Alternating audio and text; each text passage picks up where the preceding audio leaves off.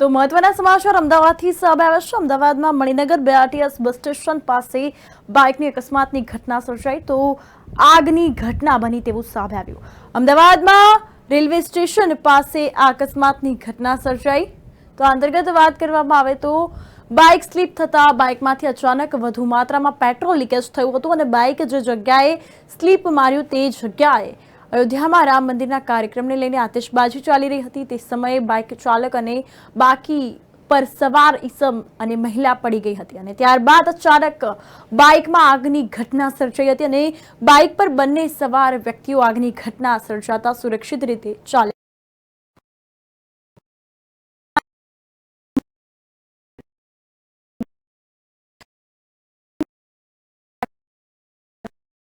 ઘંટકાવ કરવામાં આવ્યો અને આગને કાબૂમાં લેવાનો પ્રયાસ કર્યો।